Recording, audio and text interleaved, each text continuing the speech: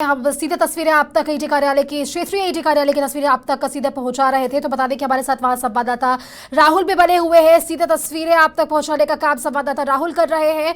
राहुल, गहमा-गहमी का माहौल अब ईडी कार्यालय के बाहर देखने को मिल रहा है और काफी पुलिस प्रशासन की वहां तैनाती भी दिखने को मिल रही है।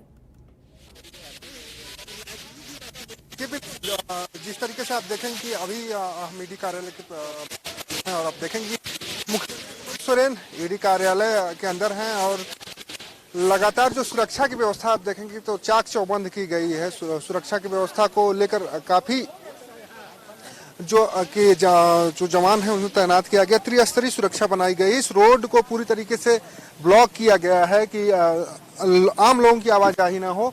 एयरपोर्ट के से लोग जो वापस आ रहे हैं उन्हें आने जाने दिया जा रहा है। तो एक तरह से हम कह सकते हैं कि मुख्यमंत्री के सुरक्षा के साथ साथ जो प्रशासन को डर था कि कार्यकर्ता कहीं ना आ जाएं, जो कांग्रेस के कार्यकर्ता नहीं आ जाएं, महागठबंधन के कार्यकर्ता जो मुख्यमंत्री हेमंत सोरेन के आवास पर पहुंचे थे वो ना आ जाए, जिससे कि स्थिति बिगड़ सकती थी। हालांकि झारखंड में जेएमएम की गठबंधन की सरकार है, मुख्यमंत्री हेमंत सोरेन खुद है, तो अपने कार्यकर्ताओं को किसी तरह समझा बुझाकर उन्हें शांत कराने की एक जिम्मेदारी भी उनकी बनती है। अगर कार्यकर्ता ईडी कार्यालय पहुंचते तो भीड़ बढ़ती तो स्थिति जो है बिगड़ सकती थी।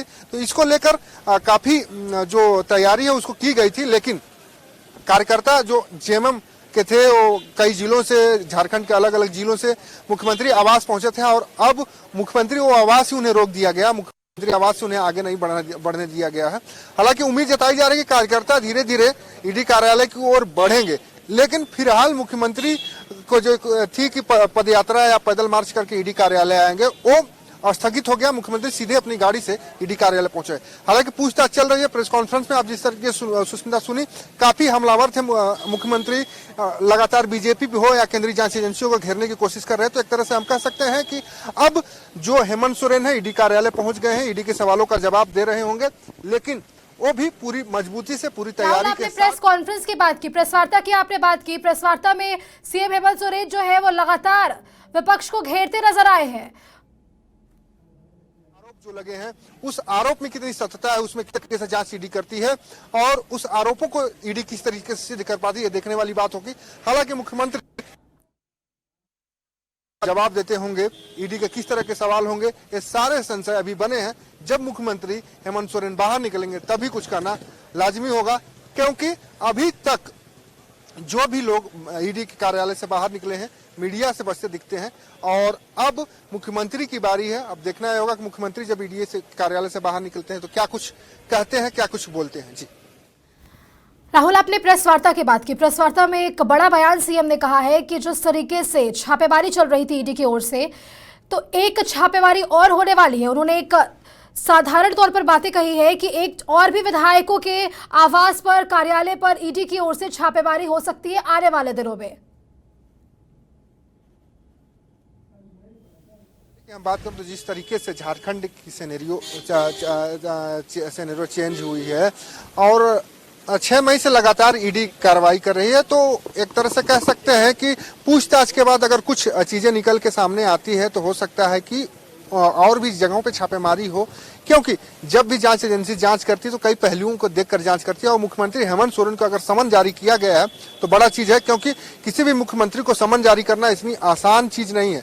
ईडी ने एक तरह से कहें कि दम दिखाया है और मुख्यमंत्री हेमंत सोरेन ने भी जिस तरीके से ईडी का सामना करने के लिए कार्यालय पहुंचे हैं, उसके अलावा उनके कार्यकर्ता जो है लगातार बीजेपी हो या ईडी हो या जो जांच एजेंसियां हैं, जो केंद्रीय जांच एजेंसियां हैं, उनका विरोध करते आ रहे हैं। कांग्रेस भी लगातार विरोध करते आ रहा है। तो अब देखना यह होगा कि इनकी पूछताछ के बाद और भी छापेमारी के दायरा बढ़ता है या फिर यहीं तक ये जो दायरा है सीमित रह जाता है। ये सारी चीजें देखने वाली बात होगी। लेकिन अभी तक कि हम बात करें तो मुख्यमंत्री से पूछताछ हो रही है। पूछताछ में क्या कुछ निकल के सामने आता है, पूछताछ में क्या कुछ ईडी के पास मिलता है, क्योंकि जो 1000 करोड़ रुपए की जो खनन की बात कही जा रही है, अवैध तरीके से धन अर्जित करने की बात कही है, मालवाहकों से बिहार में जो चीफ पत्थर है उसको भेजने की बात कही जा रही है, मालवाहकों के परमिशन नहीं लिए गए थे और उन्हें बाहर भेजे जा रहे हैं। तो इन सारी चीजों को आप देखेंगे, जब ईडी ने छापेमारी की थी तो मालवाहक जहाज भी बरामद किया गया था जो अवैध रूप से संचालित किया जा रहा था। इन सारी चीजों को लेकर भी ईडी पूछताछ करेगी।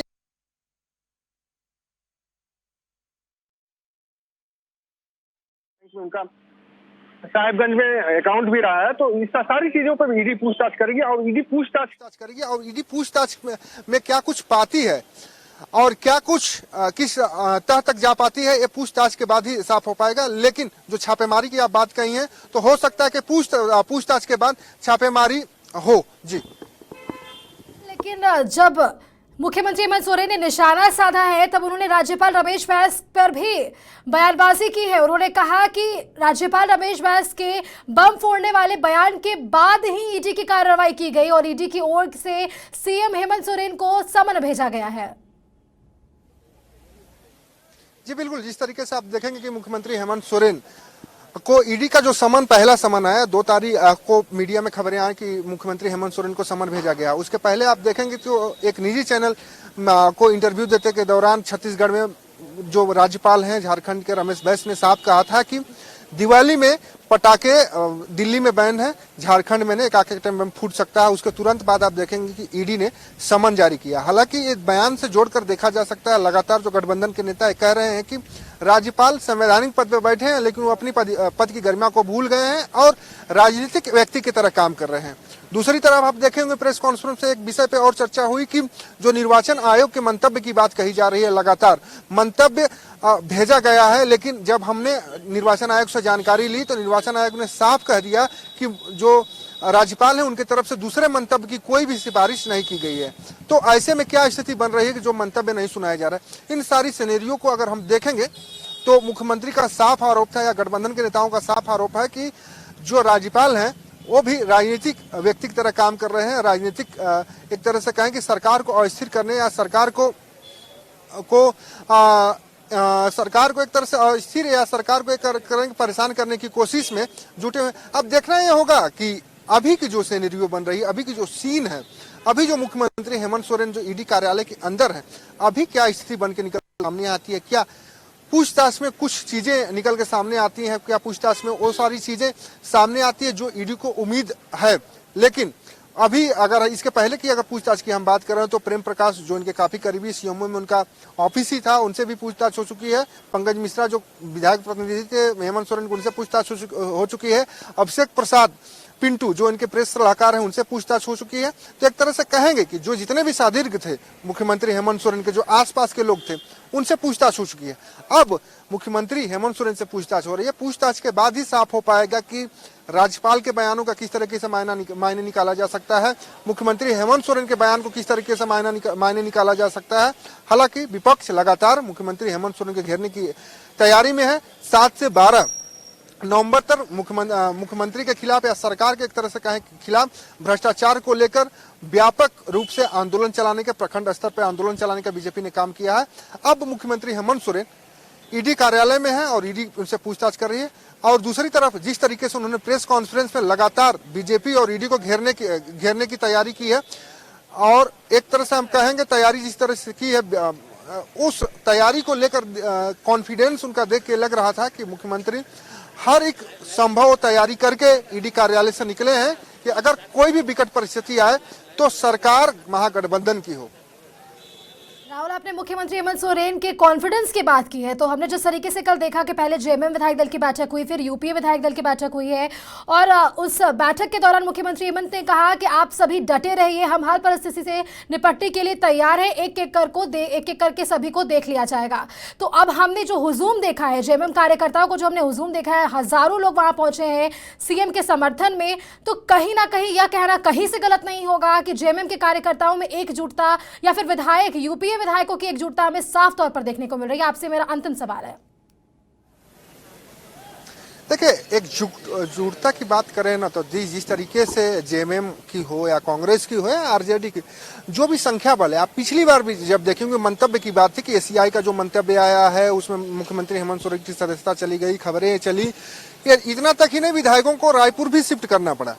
शिफ्ट रायपुर हुए, उसके बाद विशेष विधानसभा का सत्र बुलाया गया, सत्र में विश्वास मत पेश किया गया, जो कि बहुमत से पारित हो गया। उसके बाद जो बहुमत जो 51 विधायकों का समर्थन उस विश्वास प्रस्ताव को था, तो ऐसे में सरकार 6 महीने के लिए सुरक्षित कर ली गई। लेकिन अब ईडी का जो समन भेजा गया उसमें कहीं स्थितियां बिगड़ती दिखाई दे रही हैं। अब देखना यह होगा कि जिस तरीके से आप एकजुटता का जो प्रश्न किया आपने, एकजुटता इसलिए भी दिखाई दे रही है कि जो 3 विधायकों पर सरकार अस्थिर करने के आरोप लगे थे, तीनों विधायकों को जेल जाना पड़ा। कांग्रेस के जो विधायक हैं अनूप सिंह ने खुद एफआईआर किया था, 0 एफआईआर पे जेल जाना पड़ा। हालांकि जो जानकारी हमें मिली थी कि उन तीनों विधायकों पीआर बांड पे बंगाल पुलिस छोड़ रही थी, लेकिन जैसे ही अनूप सिंह ने अल्गोड़ा थाना में 0 एफआईआर दर्ज करा, उस 0 एफआईआर के आधार पर उन तीनों विधायकों को गिरफ्तार किया गया और सीआईडी जांच की। सीआईडी जांच में इनके जो अनूप सिंह थे, जो विधायक थे, उनसे भी पूछताछ सीआईडी ने की। पूछताछ में कई पहलुओं पे जांच हुई। हालांकि अब तीनों विधायक जेल से जैसे ही बाहर निकले जमानत पे, फिर उन्हें 3 महीने तक बंगाल में रहने का आदेश कोर्ट ने दिया। उसके बाद फिर उन्होंने परमानेंट जमानत की याचिका दाखिल की, जिस पर कि कोलकाता हाई कोर्ट ने सुनवाई करते हुए उन्हें परमानेंट जमानत देने का काम किया। और वो तीनों विधायक जैसे ही रांची पहुंचे, और आज आप देखेंगे कि मुख्यमंत्री हेमंत सोरेन ईडी कार्यालय आ रहे थे और तीनों विधायक वो सबसे पहले, एक तरह से हम कह सकते हैं सबसे पहले इरफान अंसारी पहुंचे, उसके बाद नमन विशल कोंगाड़ी पहुंचे, उसके बाद राजेश कच्छप पहुंचे, उसके बाद जितने भी पार्टी के मंत्री थे वो लोग पहुंचे, उसके बाद सबसे अंत में विधायक अनूप सिंह पहुंचे। तो हम एक तरह से इसमें समझाना चाहते हैं कि जो तीनों विधायक थे पार्टी निष्कासित कर दिए गए हैं पार्टी से, उसके बावजूद वो मुख्यमंत्री आवास पहुंचे। जिस सरकार को गिराने का आरोप जिन विधायकों पे लगा, जिनको जेल जाना पड़ा, उसके बावजूद वो मुख्यमंत्री हेमंत सोरेन के साथ। एक तरह से हम कह सकते हैं कि सभी विधायक पूरी तरीके से मुस्तैद हैं। यूपीए का जो गठबंधन, लगातार सभी नेता यही कहते आ रहे हैं कि गठबंधन की सरकार रहेगी, पूरे 5 सालों तक सरकार रहेगी। किसी तरीके से किसी भी जो षड्यंत्र रचा जा रहा है, किसी भी षड्यंत्र का हम शिकार नहीं होंगे। सारे षड्यंत्र से निपटने का काम करें। तो एक तरह से कह सकते हैं कि यूपीए गठबंधन काफी अटूट दिखाई दे रहा है, काफी मजबूत दिखाई दे रहा है। अब देखना होगा कि आज के बाद जो आज ईडी कार्यालय में उनके से पूछताछ चल रही है, उस पूछताछ में के बाद कितना अडिग रहता है, ये देखने वाली बात होगी। आज के बाद हो सकता है कि झारखंड राजनीति की सीन चेंज हो, सिनेरियो चेंज हो और चीजें अलग तरीके से हो, चीजें बदल जाएं। जी, जानकारी के लिए आपका बहुत बहुत धन्यवाद। तो ये थे हमारे साथ संवाददाता राहुल, जिन्होंने आप तक सटीक जानकारी और सीधे तस्वीरें आप तक पहुंचाई है। तो राहुल, आपका बहुत बहुत धन्यवाद हमारे साथ जुड़ने के लिए। तो सीधे तस्वीरें आपने देखा किस तरीके से ईडी कार्यालय के बाहर सुरक्षा व्यवस्था के पुख्ता इंतजाम किए गए हैं। हीनू चौक से लेकर ईडी कार्यालय तक धारा 144 लगा दी गई है। जिस दौरान पहुंचे मुख्यमंत्री हेमंत सोरेन ईडी कार्यालय, उस दौरान बसंत सोरेन भी वहां मौजूद थे। वहीं बता दें कि डीसी राहुल सिन्हा ने भी अपना बयान सामने रखा है। मीडिया के सामने उन्होंने कहा कि सुरक्षा व्यवस्था के पुख्ता इंतजाम किए गए हैं, किसी भी अनहोनी से निपटने के लिए पुलिस प्रशासन तैयार है। और मैं आपको बता दूं कि इसके पहले ईडी कार्यालय पहुंचने से पहले मुख्यमंत्री हेमंत सोरेन ने प्रेस वार्ता का आयोजन किया था। प्रेस वार्ता कर उन्होंने सीधे तौर पर ईडी और बीजेपी पर निशाना साधने का काम किया है। आइए सुनते हैं। की संख्या, जैसे कि आप सबको मालूम है कि आज सुनाई नहीं दे रहा मुझे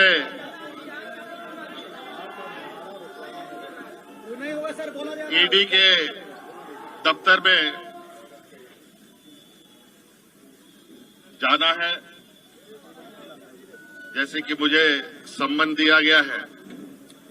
और उस संदर्भ में जो राज्य में इलीगल माइनिंग की जांच ईडी कर रही है, उस संदर्भ में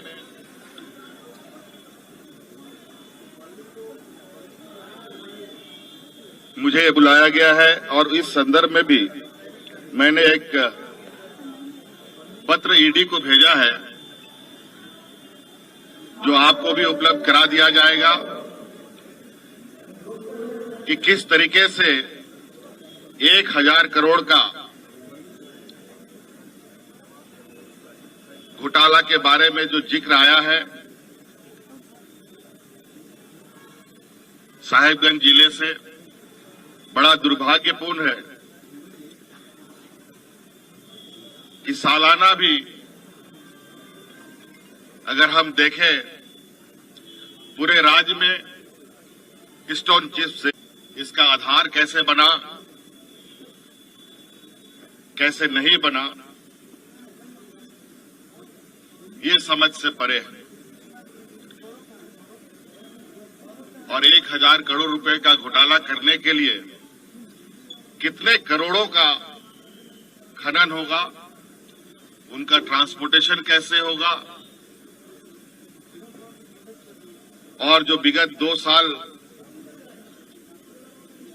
को अगर हम देखें, जब से एजेंसी जांच कर रही है, जो आरोप लगे हैं वो कहीं से संभव प्रतीत नहीं होता। मुझे लगता है कहीं ना कहीं एजेंसियों को पूरी विस्तृत